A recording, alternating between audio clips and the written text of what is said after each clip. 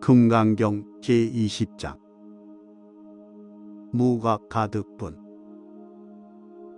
얻을 수 있는 깨달음이란 없다.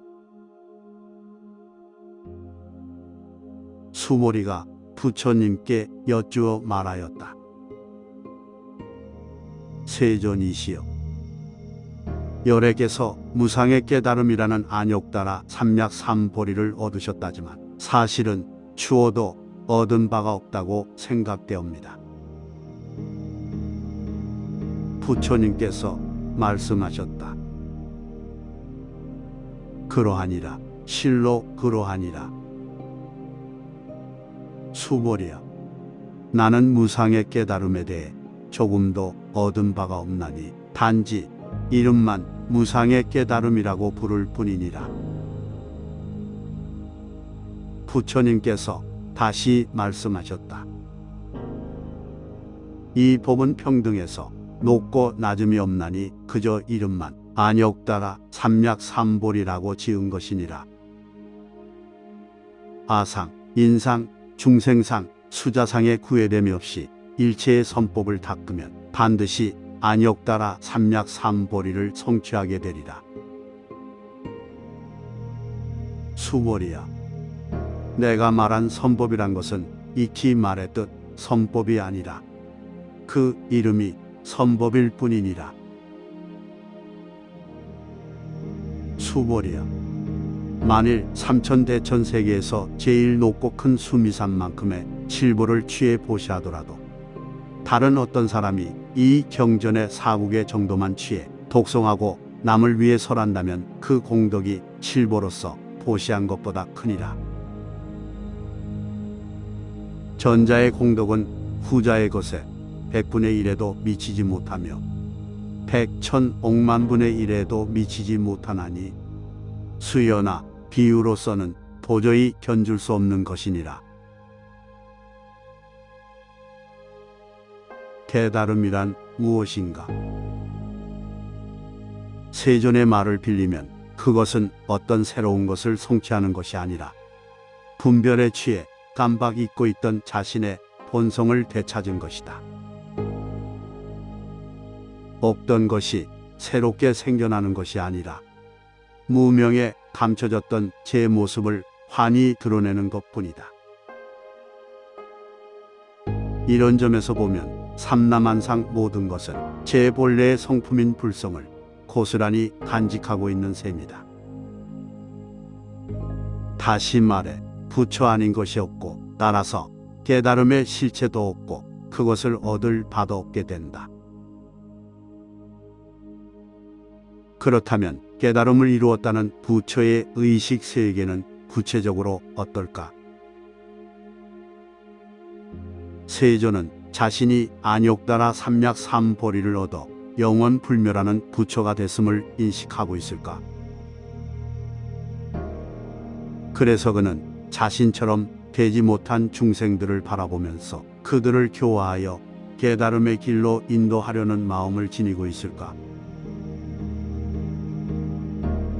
그렇지 않다는 점에 대해서는 금강경 전편에 걸쳐 무수히 들었다.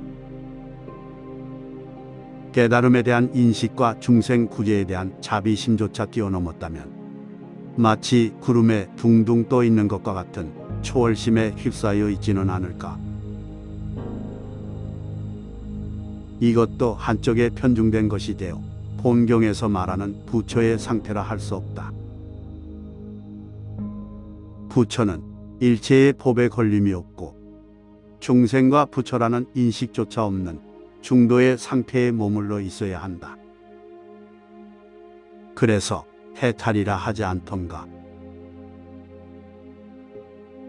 그렇다면 이런 해탈의 경지에 대해 보다 구체적으로 알 수는 없을까? 머릿속에 실존에 대한 의문이 전혀 남아있지 않은 상태, 즉 전지에 이르면 저절로 모든 것을 내려놓고 해탈에 이르게 된다. 해탈이란 법과 비법의 사슬에서 풀려나면서 부처와 중생의 구분이 뇌리에서 완전히 사라져버린 상태다. 이렇게 되면 아상, 인상, 중생상, 수자상이 있는 것도 아니고 없는 것도 아니게 된다. 이처럼 일체의 머무름이 없게 되면 모든 것과 단절되어 절대의 경계 속으로 녹아들게 된다. 그런데 여기서 주의할 것은 상대와 대비되는 절대는 성립하지 않는다는 점이다. 상대와 거리를 두는 절대는 그 자체로 절대성을 잃기 때문이다. 그래서 응무소주 뒤에 이생기심이 따라 붙고 색즉 시공이며 공즉 시색이 되는 것이다. 그래야만 상대와 절대 자체에도 걸림이 없게 되어 진정한 해탈의 경지에 다다를 수 있다. 이렇게 되면 어떤 특출난 모습으로 존재하는 것이 아니라 세상 그 무엇보다 평범하게 된다. 앞서 깃발에 얽힌 선문답에 나온 박가는 농부처럼 말이다. 흔히 평범하기에 중생이라 하지만 중생은 결코 평범하지 않다. 알고 보면 중생만큼 독특하고 유별난 존재도 없다. 왜냐? 아상이 큰 것에 비례해서 자신만의 특성이 두드러지기 때문이다. 그래서 평범은 부처만이 누릴 수 있는 경지이다. 삼남한상이 한 덩어리가 되어 분별이 종식될 때 비로소 해탈하여 평범한 경지, 대각에 이르게 된다. 평범, 그것은 삼남한상 모든 것이 다 부처가 되는 사사무예의 경지에서 나온다. 성과 속에 구애됨이 없이 무의로 둥그러가니 절대이고 참된 부처의 자리이다.